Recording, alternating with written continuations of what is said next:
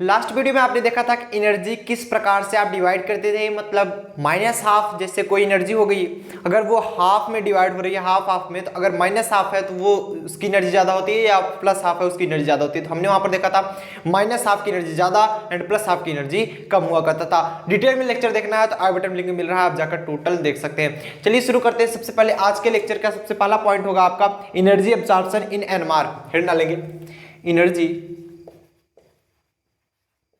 absorption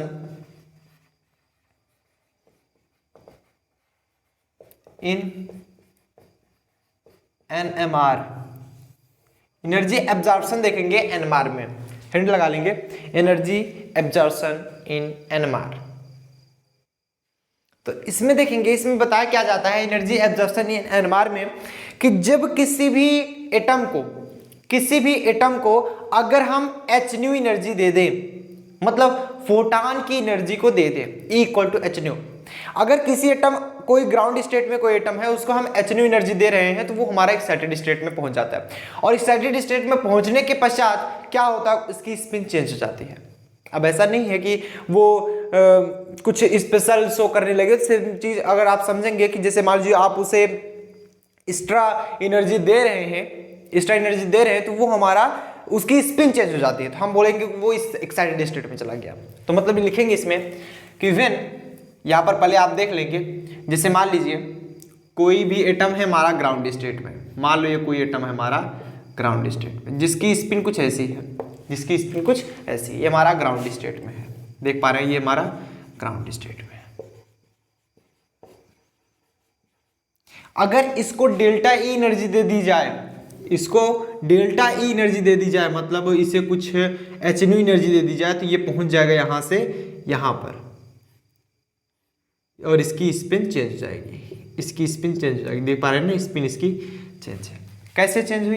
क्योंकि इसे delta E energy मिल गई, डेल्टा ई एनर्जी, जिसकी वैल्यू हमारी एच न्यू। अगर एच न्यू की वैल्यू ये पा गया, तो ये हमारा एक्साइटेड स्टेट में चला जाता है। ये हमारा क्या है? Excited state. मतलब यहां पर लिखने से अच्छा है कि यहां पर आप लिख लेंगे ग्राउंड स्टेट रहा, ये ग्राउंड स्टेट, ये, और ये रहा हमारा एक्साइटेड स्टेट। मतलब आप देख रहे हैं कि अगर हम किसी भी एटम को एच न्यू एनर्जी दे दे, मतलब फोटान की एनर्जी दे दे, तो वो उस एनर्जी को ऑब्जर्व करके वो एक्साइटेड स्टेट में चला जाता है और उसकी स्पिन चेंज हो जाती है। यही हमारा कहलाता है एनर्जी एब्जॉर्प्शन इन एनएमआर। लिख लेंगे इफ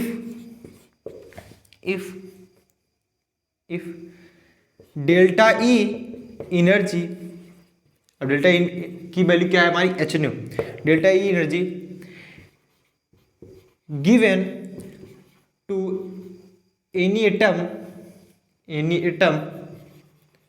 in ground state,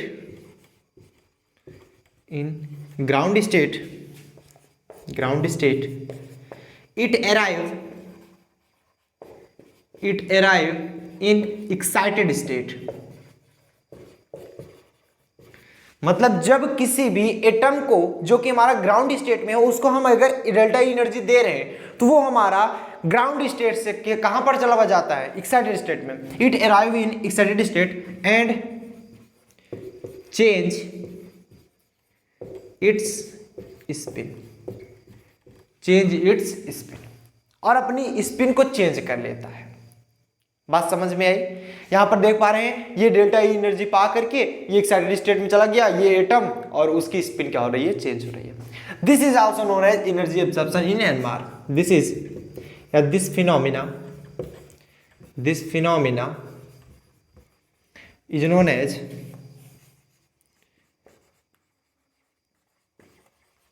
क्या कहा था हमारा? Energy absorption in NMR.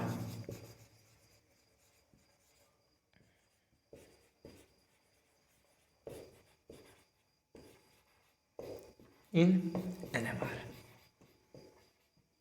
Note कर लीजिए, बस इतना ही, बहुत सिंपल था। ठीक, हम जानते हैं कि एनर्जी ज्यादा किसकी होती है, हाफ वाले, जैसे मान लीजिए हाफ था वहां पर -हाफ एंड +हाफ में डिवाइड किया गया था। हम 3/2 की चर्चा यहाँ पर नहीं करने वाले, आपको ऑलरेडी हम पिछले वीडियो में बताए हैं। हम सिंपल सा एक एग्जांपल लेते हैं। हम देखे थे +हाफ की एनर्जी कम थी, -हाफ की एनर्जी ज्यादा थी, -हाफ की एनर्जी ज्यादा थी। तो यहाँ पर भी वही होगा, +हाफ की एनर्जी कम है, ज्यादा एनर्जी -हाफ की। अगर हम निकालें change in energy delta E की वैल्यू, अगर हम निकालें किसकी वैल्यू, डेल्टा ई की value, change in energy, change in energy delta E की वैल्यू ये होगी हमारी, जिसकी एनर्जी ज्यादा ई -हाफ, माइनस जिसकी एनर्जी कम ई +हाफ, यही निकलेगी भाई, यही तो निकलती है। जिसकी एनर्जी ज्यादा उसमें से जिसकी एनर्जी कम है उसको घटा देंगे तो हमारी चेंज इन एनर्जी निकल आएगी। नोट कर लीजिए फटाफट से, नोट करिए, नोट कर लिए, बहुत बढ़िया। क्लियर है यहां तक सबको? Any problem? किसी कोई प्रॉब्लम तो नहीं? हटा दिया जाए, बहुत बढ़िया, हटा जाए। चलिए इसको हटा देते हैं। अब यहां पर जो डेल्टा ई है उसको हम मान लेते हैं कि ये मैग्नेटिक फील्ड का एक फंक्शन है। जो चेंज इन एनर्जी है उसको हम, वैसे भी मैग्नेटिक फील्ड का एक फंक्शन होता ही है, तो हम यहां पर मान लेते हैं जो डेल्टा ई है वो इक्वल होगा, या फिर प्रोपोर्शनल का साइन लगाएंगे आप, proportional to function of magnetic field, function of magnetic field. मतलब आपका मैग्नेटिक फील्ड जितना ज्यादा होगा, मैग्नेटिक फील्ड जितना ज्यादा होगा उतनी ज्यादा हमारी एनर्जी, मतलब एनर्जी में चेंजिंग भी आएगी। तो वो मैग्नेटिक फंक्शन के डायरेक्टली प्रोपोर्शनल होता है हमेशा। हम जब यहां से प्रोपोर्शनलिटी कांस्टेंट लगाएंगे तो प्रोपोर्शनल साइन हटा देंगे, is equal to F of, एक प्रोपोर्शनलिटी कांस्टेंट हम गामा लगाते हैं, क्या, gamma B naught, gamma B naught. जहां पर गामा क्या है और बी नॉट क्या है वो लिख लेंगे, where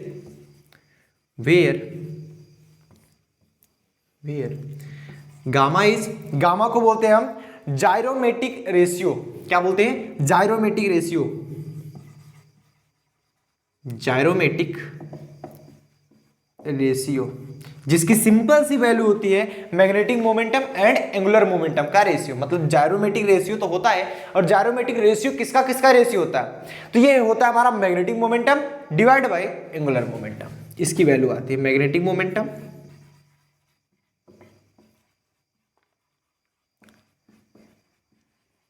divide by angular momentum. बात सही है, magnetic momentum divide by angular momentum.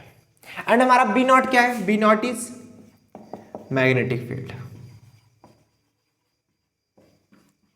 Magnetic field. अब देख रहे हैं यहां पर जो गामा, गामा यहां पर तो समझ में आ गया, जायरोमेट्रिक कांस्टेंट है जिसकी वैल्यू होती है magnetic momentum divide by angular momentum. अब हम क्या करेंगे, यहां से जब फंक्शन हटाएंगे तो क्या है, गामा बी नॉट। अब यहां पर बात करें एंगुलर मोमेंटम, एंगुलर मोमेंटम क्या होता है, h/2π। जैसे मान लीजिए पहले के लिए 1h/2π, दूसरे के लिए, दूसरे मान लीजिए आप ऑर्बिटल ले रहे हैं 2h/2π, तीसरे के लिए 3h/2π, मतलब n/2π, ये h/2π का मल्टीपल्स होता है। तो हम यहाँ पर अगर फंक्शन हटाएंगे क्या लिखेंगे, delta E is equal to gamma into h/2π into में पी नॉट लिख सकते हैं। और यहाँ पर हम डेल्टा ई की वैल्यू रखेंगे क्या, एच न्यू, डेल्टा की वैल्यू रखेंगे एच न्यू। ये हम जानते हैं delta equal to h nu, equal to क्या मिलेगा हमको, gamma h/2π B naught, h से एच कैंसिल हो गया, हमें न्यू की वैल्यू यहां पर मिल जाएगी, न्यू की वैल्यू मिल जाएगी। वे न्यू की वैल्यू हमारी क्या मिली, गामा/2π इंटू में बी नॉट। यहां से देख पा रहे हैं ये भी हमारा कांस्टेंट, मतलब ये जायरोमेट्रिक रेशियो है और ये भी हमारा कांस्टेंट। तो जो न्यू होगा मतलब जो फ्रिक्वेंसी होगी वो प्रोपोर्शनल होगी बी नॉट के। जितना ज्यादा मैग्नेटिक फील्ड उतनी ज्यादा फ्रिक्वेंसी, यहां से बोल सकते हैं। मतलब जितना ज्यादा मैग्नेटिक फील्ड उतनी ज्यादा फ्रिक्वेंसी, मैग्नेटिक फील्ड बढ़ाते चले जाएंगे, फ्रिक्वेंसी हमारी बढ़ती चली जाएगी। इससे यही निकला। सो नोट डाउन कर लीजिए आप लोग। उम्मीद करते हैं यहाँ तक तो एकदम सबको क्लियर हो गया होगा, किसी कोई प्रॉब्लम नहीं होगी। ठीक, आगे चलते हैं। तो आइए हम देख लेते हैं मैकेनिज्म ऑफ एब्जॉर्प्शन। हे डालेंगे मैकेनिज्म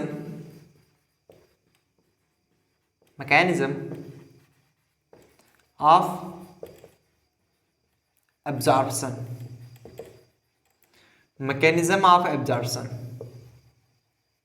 काफी बच्चों को कंफ्यूजन रहती है सर इसमें क्वेश्चन कैसे पूछे जाएंगे। मान लीजिए हम पढ़ तो ले रहे हैं मैकेनिज्म ऑफ एब्जॉर्प्शन, कैसे पूछे जाएगा मैकेनिज्म ऑफ एब्जॉर्प्शन से आप क्या समझते हो। सो डोंट वरी, जैसे ये चैप्टर हमारा कंप्लीट होगा, जैसे मान लीजिए ये सेकंड वीडियो है, फर्स्ट वीडियो हमने ऑलरेडी अपलोड किया हुआ है, एंड थर्ड क्लास हम लेने के पश्चात उसके बाद हम मोस्ट इंपॉर्टेंट क्वेश्चन ही उठाएंगे जो कि आपके अनसॉल्व में पूछा जा चुका है। आपके क्वेश्चन आ चुके हैं एग्जाम में, अनसॉल्व से उठाएंगे क्वेश्चन, किस प्रकार से क्वेश्चन पूछे जाते हैं एक एक ढूंढ के आपको बताएंगे। डोंट वरी, कोई ऐसा क्वेश्चन नहीं होगा जो छूट पाएगा, टोटल क्वेश्चन बताए जाएंगे, एक एक क्वेश्चन उठाए जाएंगे, छोटे क्वेश्चन लिए जाएंगे, बड़े क्वेश्चन लिए जाएंगे, सब क्वेश्चन बताए जाएंगे किस प्रकार पूछा जाएगा, और जल्द से जल्द आपको कंप्लीट होगा। पूरा क्वेश्चन लगभग एक वीडियो में बता दिया जाएगा। लंबी क्लास चलने वाली है। Mechanism of absorption. Mechanism of absorption क्या होता है, यहां पर हम मान लेते हैं लेट एंगुलर फ्रीक्वेंसी ओमेगा मान लेते हैं। पहले हम क्या करेंगे, एंगुलर फ्रीक्वेंसी ओमेगा मान लेते हैं किसका, किसी भी न्यूक्लियाई का, किसी भी न्यूक्लियस का, किसी भी न्यूक्लियस का। मान लो ये कोई न्यूक्लियस है, ये कोई न्यूक्लियस है, ये कोई हमारा न्यूक्लियस है, जो कि इसका एक्स एक्सिस मान लो या फिर वाई एक्सिस मान लो, जो भी मान लो, ये हमारा एक्सिस है। लेकिन न्यूक्लिया अगर जो रोटेट करता है ये अपने एक्सिस के अलॉन्ग रोटेट नहीं करता। जैसे हमारी पृथ्वी है, पृथ्वी अपने एक्सिस के अलॉन्ग रोटेट नहीं करती, थोड़ा सा टिल्ट होती है, वो भी थोड़ा सा झुकी होती है अपने एक्सिस से। वैसे ये न्यूक्लियाई भी होता है, न्यूक्लियाई भी अपने एक्सिस के अकॉर्डिंग मूव नहीं करता कि मतलब ये रहा उसका एक्सिस, ये कुछ इसका एक्सिस ये रहा और इधर से ऐसे मूव करेगा, नहीं। न्यूक्लियाई का क्या होता है, कोई सा भी न्यूक्लियस हो, न्यूक्लियस का प्लूरल फॉर्म न्यूक्लियाई, वो अपने एक्सिस से कुछ टिल्ट होकर घूमता है। मतलब ये जो रोटेट करेगा ये कुछ ऐसे रोटेट करेगा, ये कुछ ऐसे रोटेट करेगा, ये कुछ ऐसे ऐसे रोटेट करेगा। बात समझ रहे हैं, ऐसे रोटेट कभी नहीं करेगा, ये कुछ टिल्ट होकर रोटेट करता है। मान लेते हैं यहां पर ये फाई एंगल पर टिल्ट होकर के रोटेट कर रहा है, फाई एंगल पर रोटेट कर रहा है। तो यहां पर इसका टिल्ट होकर रोटेट करना ही हमारा क्या कहलाता है, प्रिसेशन।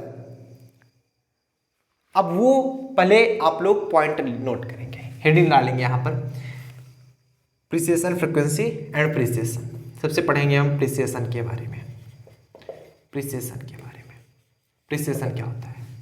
प्रिसेशन के पढ़ने के बाद हम प्रिसेशन फ्रीक्वेंसी के बारे में बात करेंगे। लेट यहां पर लिख लेंगे, लेट एंगुलर फ्रीक्वेंसी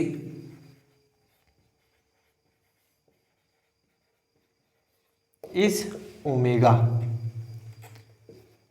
वैसे नॉर्मली फ्रीक्वेंसी तो हमारी होती है न्यू, हम यहां पर एंगुलर फ्रीक्वेंसी मानते हैं ओमेगा, एंगुलर फ्रीक्वेंसी हमने यहां पर मान लिया ओमेगा। तो प्रिसिशन क्या कहलाएगा कि कोई भी न्यूक्लियस अपने एक्सिस के अलोंग मूव ना करके वो अपने एक्सिस से कुछ एंगल फाई पर टिल्ट होकर के रोटेट करता है। This process is known as precession. लिख लेंगे यहां पर पॉइंट लिखेंगे कि the rotation of this nuclei, the rotation of this nucleus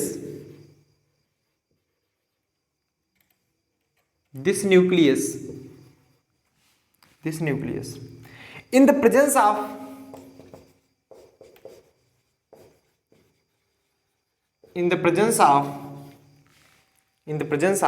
magnetic field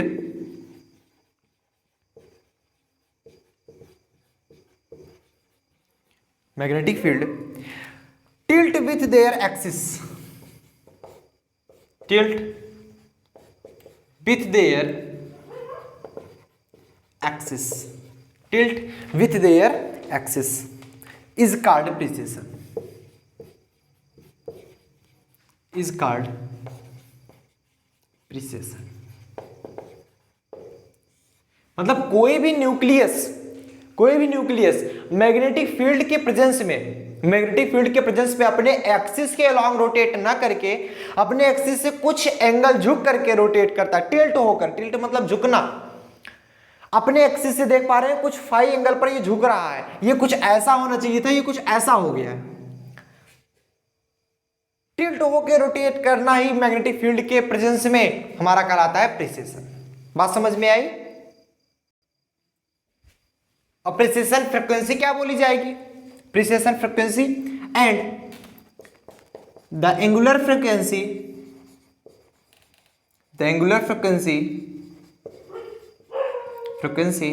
for this nucleus या दिस न्यूक्लियाई बोल सकते हैं, this nucleus is called precision frequency.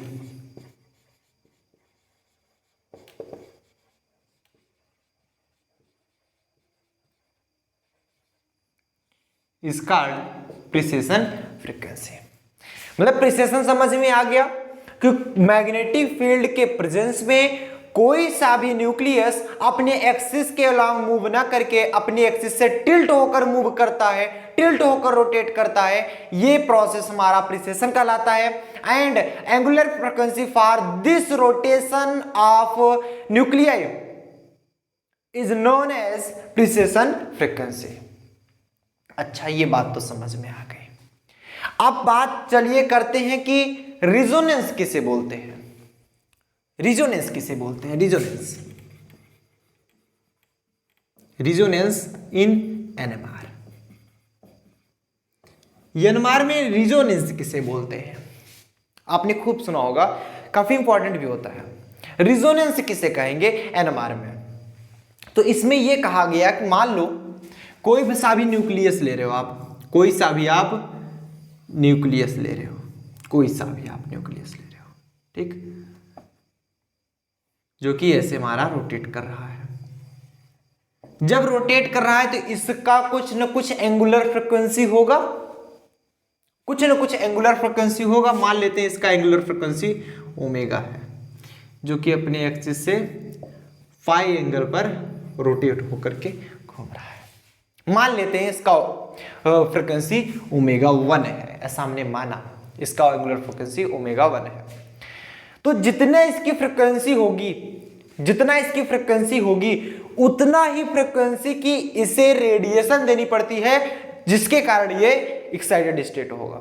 मतलब कोई सा भी रेडिएशन दोगे तो उतनी ही फ्रीक्वेंसी की होनी चाहिए। जैसे मान लो इसकी वैल्यू अगर है आपकी कुछ 5 × 10⁻14 हर्ट्ज, इसकी वैल्यू है 5 × 10⁻14 हर्ट्ज। हम कोई वैल्यू नहीं बता रहे हैं एग्जैक्ट, हम सिर्फ मानक तौर पे बता रहे हैं। तो अगर आप इतनी ही फ्रीक्वेंसी की कोई रेडिएशन दोगे, मान लो कोई रेडिएशन आप इसको दे रहे हो, ठीक, इसकी भी फ्रीक्वेंसी अगर आपकी है कितना 5 × 10⁻14 हर्ट्ज, जरूरी नहीं एग्जैक्ट होनी चाहिए, लगभग भी बराबर होनी चाहिए, तभी ये एक्साइटेड स्टेट में पहुंचेगा। मतलब किसी भी न्यूक्लियस को एक्साइटेड स्टेट में जाने के लिए उसके एंगुलर फ्रीक्वेंसी के बराबर उसे फ्रीक्वेंसी मिलनी चाहिए, रेडिएशन मिलनी चाहिए, तभी वो एक्साइटेड स्टेट में जाएगा। और ये प्रोसेस हमारा रिजोनेंस कहलाता है। तो यहां पर लिख लेंगे for any nucleus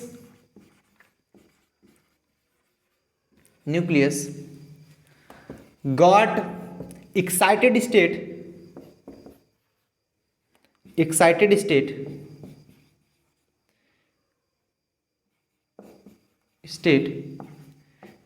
it absorb the radiation the radiation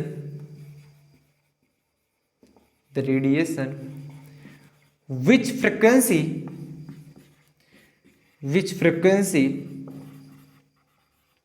is nearly equal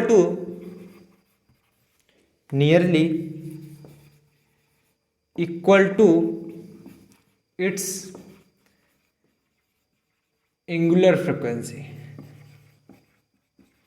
मतलब समझ पा रहे हैं कि किसी भी न्यूक्लियस को एक्साइटेड स्टेट में जाने के लिए, ग्राउंड स्टेट से एक्साइटेड स्टेट में जाने के लिए वो वही रेडिएशन को एब्जॉर्ब करेगा जिसकी फ्रिक्वेंसी उसके एंगुलर फ्रिक्वेंसी के लगभग बराबर होगी।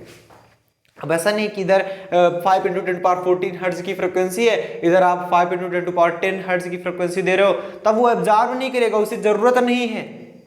वो एक्साइटेड स्टेट में जाएगा तो सिर्फ उतना ही एनर्जी लेकर जाएगा, ज्यादा भी दोगे तो नहीं लेगा। हाँ, इतना ज्यादा हो कि उसके अगले वाले ऑर्बिट में चले जाए तो वो ले सकता है।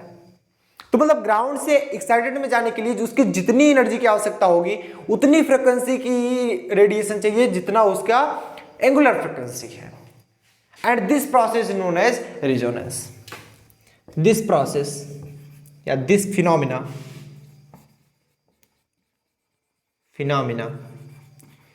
Is known as resonance in NMR। resonance in NMR note कर लीजिए। क्लियर है? बात किया हमने मैकेनिज्म ऑफ एब्जॉर्प्शन की। इसमें सबसे पहले हमने बताया प्रिसेशन के बारे में। प्रिसेशन क्या होता है कि कोई भी न्यूक्लियस अपने एक्सिस के अलोंग ना घूम करके, ना रोटेट करके, वो कुछ टिल्ट होकर के रोटेट करता है, एंड ये प्रोसेस हमारा प्रिसेशन कहलाता है। और उसका एंगुलर फ्रिक्वेंसी हमारी क्या कहलाएगी? प्रिसेशन फ्रिक्वेंसी कहलाती है।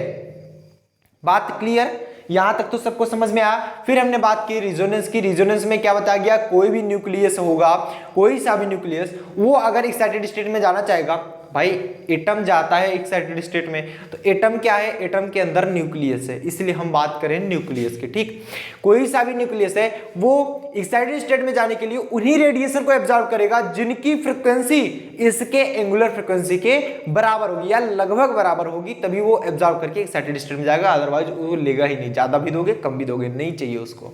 ठीक, नोट कर लीजिए। बात समझ में आई? नोट करिए फटाफट से, आगे चलते हैं। अगली हेडिंग हमारी बहुत इंपॉर्टेंट है, सेल्डिंग एंड डीसेल्डिंग। सबसे ज्यादा क्वेश्चन इसी में से पूछे जाते हैं, मतलब ये हमारे स्पेक्ट्रोस्कोपी में से सेल्डिंग डीसेल्डिंग से क्वेश्चन बहुत इंपॉर्टेंट है। थर्ड डालेंगे सेल्डिंग एंड डीसेल्डिंग। सबसे पहले हम पढ़ेंगे सेल्डिंग के बारे में।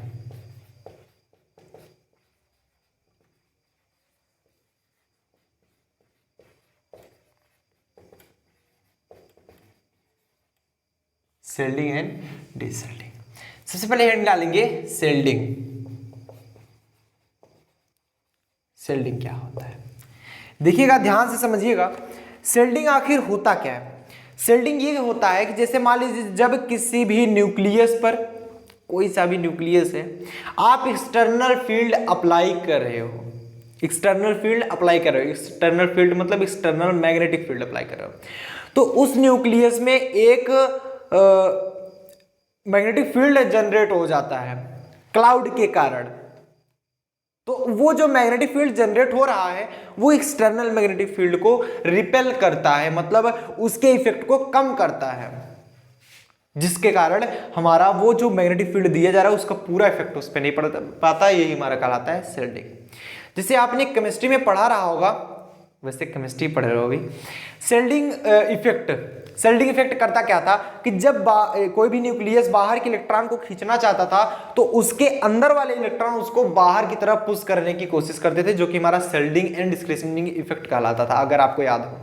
तो वही इसमें भी है, जब आप एक्सटर्नल मैग्नेटिक फील्ड अप्लाई कर रहे हो तो इसमें ऑलरेडी एक मैग्नेटिक फील्ड उत्पन्न हो जा रहा है जो कि इसके अपोजिट में कार्य करता है। इसको रोकेगा नहीं, इधर नहीं आने का, और इसको ये रिपेल करता है, ये मतलब रजिस्ट कर रहा है इसको।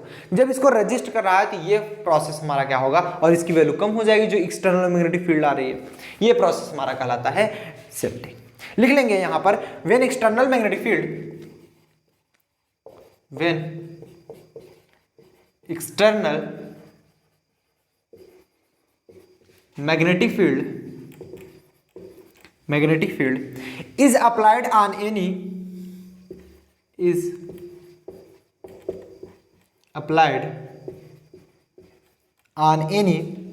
one nucleus,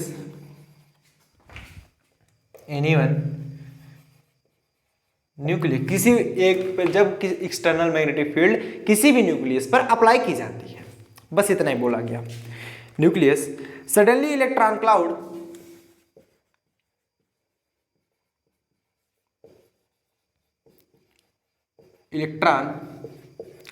भाई न्यूक्लियस के चारों ओर इलेक्ट्रॉन होते हैं, electron cloud spin around the nucleus,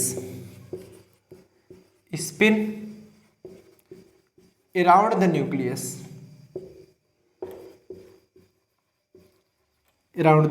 nucleus, मतलब जैसे ही एक्सटर्नल मैग्नेटिक फील्ड अप्लाई की गई किसी न्यूक्लियस पे, न्यूक्लियस के चारों ओर जो इलेक्ट्रॉन क्लाउड है, जो इलेक्ट्रॉन है वो न्यूक्लियस के चारों ओर मूव करना स्टार्ट करेंगे। जब वो मूव करते हैं तो इलेक्ट्रॉनों के मूवमेंट से क्या उत्पन्न होता है? Electric field. जब इलेक्ट्रिक फील्ड उत्पन्न होगा तो मैग्नेटिक फील्ड जनरली उत्पन्न होना है, क्योंकि एक दूसरे से रिलेटेड है। तो क्या होता है कि इलेक्ट्रॉन जैसे इधर से इधर मूव कर रहे हैं तो हमारा इलेक्ट्रिक फील्ड इधर से इधर मूव करेगा। जब इलेक्ट्रिक फील्ड उत्पन्न हो रहा है तो हमारा मैग्नेटिक फील्ड भी उत्पन्न होगा। तो अराउंड द न्यूक्लियस लिखेंगे, अराउंड द न्यूक्लियस एंड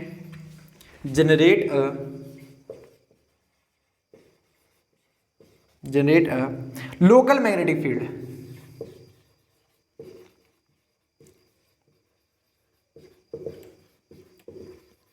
एक लोकल मैग्नेटिक फील्ड को जनरेट करते हैं इन opposite direction of applied magnetic field, in opposite direction of applied magnetic field.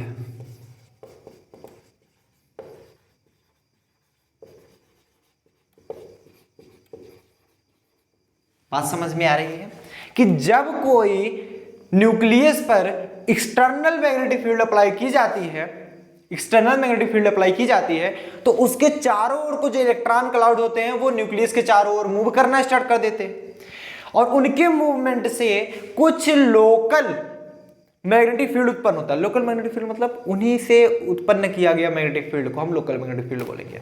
Local ऐसा नहीं है कि जो आप मतलब बोलते हो कोई सामान लेने जाते हो वो ओरिजिनल है, लोकल, वो ऐसा मतलब नहीं है। लोकल का एग्जैक्ट में नहीं समझिए। काफी लोग किसी भी चीज को मतलब समझने में नहीं ध्यान देते, जिसे बोलते हैं ना डुप्लीकेट। एक्चुअली में वो डुप्लीकेट का मतलब लोग दिमाग में बैठ गया मतलब खराब, बट एग्जैक्टली वो खराब नहीं है। उसका मीनिंग अगर देखा जाए वो लोगों के मन में बैठ गया, लोग वही जानते हैं डुप्लीकेट मतलब खराब, बट ऐसा नहीं है। डुप्लीकेट मतलब उसका दूसरा कॉपी।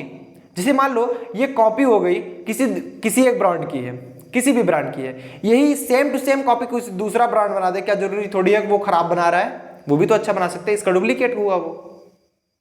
ऐसे ही ये भी है लोकल। लोकल मतलब होता है उसी के द्वारा, खुद के द्वारा, जैसे उसी का इलेक्ट्रॉन के द्वारा मैग्नेटिक फील्ड उत्पन्न हो रहा है, इसलिए लोकल मैग्नेटिक फील्ड बोलेंगे। ऐसा नहीं है कि वो कम अच्छी मैग्नेटिक फील्ड है, ऐसा कोई बात नहीं इधर। ठीक, अपने दिमाग से सब निकालिए, अपने दिमाग में जो उसका एग्जैक्ट मीनिंग है वो समझिए। Local magnetic field in opposite direction of the applied magnetic field.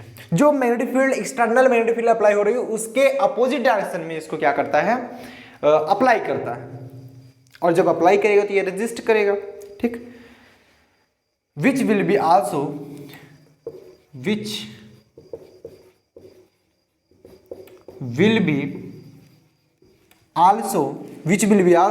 to resist the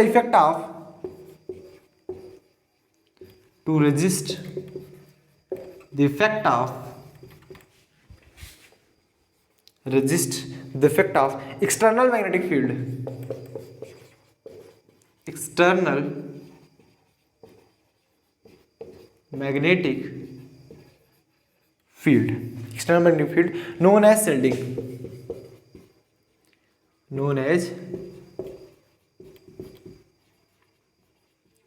shielding, ठीक, मतलब समझ में आया आपको? क्या कहा जा गया एकदम बढ़िया से समझ में आ गया होगा कि जब किसी भी न्यूक्लियस पर एक्सटर्नल मैग्नेटिक फील्ड अप्लाई करते हैं तो उस न्यूक्लियस के चारों ओर की जो इलेक्ट्रॉन है वो रोटेट करना स्टार्ट कर देते हैं उस न्यूक्लियस के चारों ओर। तो जब वो रोटेट करे तो इलेक्ट्रॉनों के रोटेशन से इलेक्ट्रिक फील्ड उत्पन्न होती है। जब इलेक्ट्रिक फील्ड उत्पन्न हुई और मैग्नेटिक फील्ड ना उत्पन्न हो, इट इज इम्पॉसिबल। कोई भी वायर है उसमें अगर आप इलेक्ट्रिसिटी फ्लो कराइए तो उसके चारों ओर मैग्नेटिक फील्ड उत्पन्न होता है, आप सभी जानते हो। क्योंकि मूव करता हुआ कोई चार्ज है अगर उसमें, तो इसमें अगर इलेक्ट्रिक चार्ज मूव करे, मान लो ये वायर है, इसके सामने इसके बगल में अगर हम चुंबकीय सुई ले जाए तो वो डिफेक्ट हो जाती है। इससे हमें ये पता चलता है कि इसके चारों ओर हमारा मैग्नेटिक फील्ड है। तो जब उस न्यूक्लियस के चारों ओर इलेक्ट्रिक फील्ड उत्पन्न हो जाएगा, तो इलेक्ट्रिक फील्ड उत्पन्न हो रहा है तो मैग्नेटिक फील्ड ऑलरेडी उत्पन्न होगा। मैग्नेटिक फील्ड जो होगा वो अप्लाइड मैग्नेटिक फील्ड, जैसे अप्लाइड मैग्नेटिक फील्ड इधर से इधर आ रहा है तो उसके अपोजिट डायरेक्शन में अप्लाई होता है। ये इधर से इधर आ रहा है, ये इधर से इधर ऐसे ऐसे मूव करेगा, तो इसको क्या करेगा, रेजिस्ट करेगा, इसके प्रभाव को कम करेगा, इसके प्रभाव को कम करेगा। Which is also known as shielding, which is also known as shielding. बात समझ में आई। अब हम बात करते हैं डीशेल्डिंग के बारे में।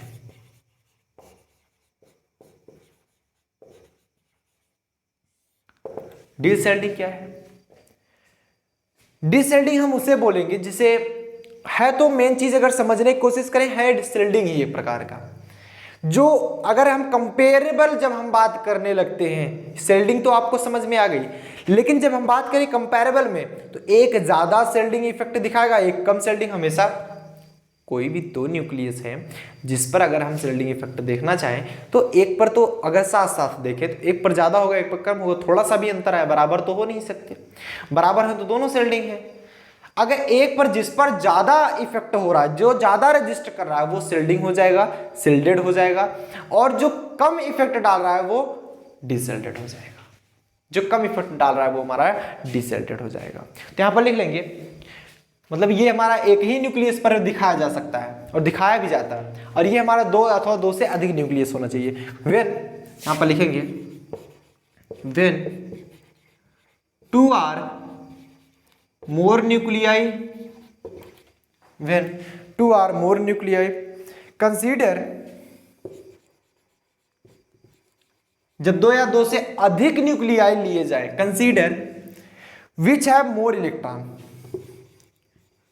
which have more electron, जिसके पास इलेक्ट्रॉन ज्यादा होंगे वो ज्यादा रेजिस्ट करेगा, more resist the external magnetic field,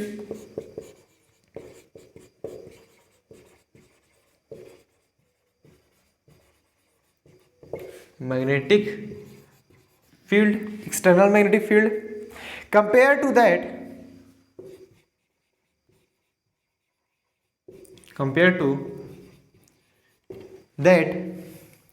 to that nucleus having less electron,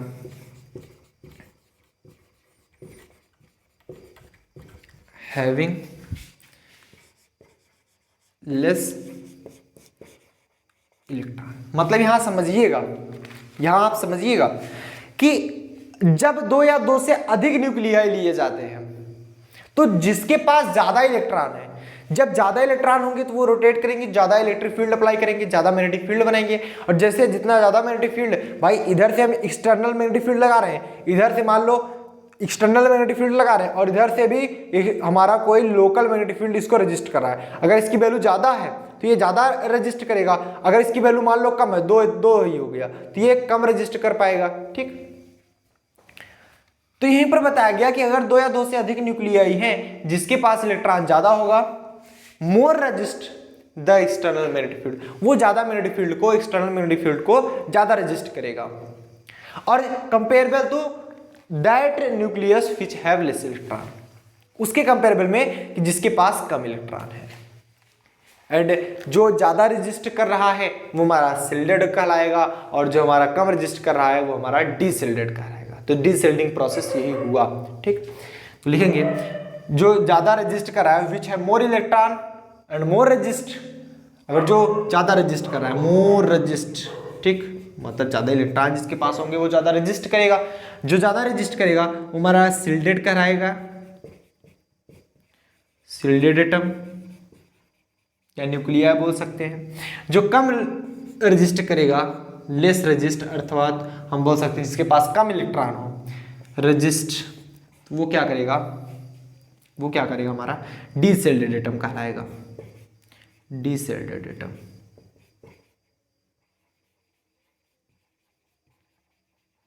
डीशिल्डेड atom कहलाएगा। बात क्लियर हुई? मतलब जिसके पास ज्यादा इलेक्ट्रॉन वो शिल्डेड एटम, जिसके पास कम इलेक्ट्रॉन वो डीशिल्डेड एटम कहलाएगा। बात क्लियर है? बात समझ में आई? इसको अगर हम आप समझाने की कोशिश करें, यहाँ पर मान लो यहाँ पर कुछ हमारा न्यूक्लियस हो गया, न्यूक्लियस पे पॉजिटिव चार्ज, न्यूक्लियस पे पॉजिटिव चार्ज, यहाँ पर कुछ इलेक्ट्रॉन्स हो गए जिसकी संख्या, यहाँ पर इलेक्ट्रॉनों की संख्या हमारी ज़्यादा है, मान लो ये इलेक्ट्रॉनों की संख्या यहाँ पर इसके चारों ओर ज़्यादा है, और यहाँ पर कम इलेक्ट्रॉन है, देख पाए हो ना, यहाँ पर कम इलेक्ट्रॉन है। अगर हमारा मैग्नेटिक फील्ड अप्लाई किया जाएगा, external magnetic field B0 apply किया जाएगा, जब एक्सटर्नल मैग्नेटिक फील्ड अप्लाई करेगा तो रजिस्ट ज्यादा कौन करेगी? ये, क्योंकि इसमें इलेक्ट्रॉनों की संख्या ज्यादा है। जो ज्यादा रजिस्ट करेगा वो हमारा शिल्डेड एटम कहलाएगा, जो कम रजिस्ट करेगा वो हमारा डीशिल्डेड एटम कहलाएगा।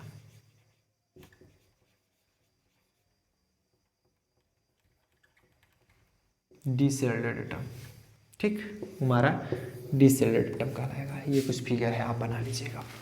क्लियर? क्लियर? किसी कोई प्रॉब्लम तो नहीं? नोट कर लीजिए, नोट कर लीजिए सब लोग। क्लियर है ना?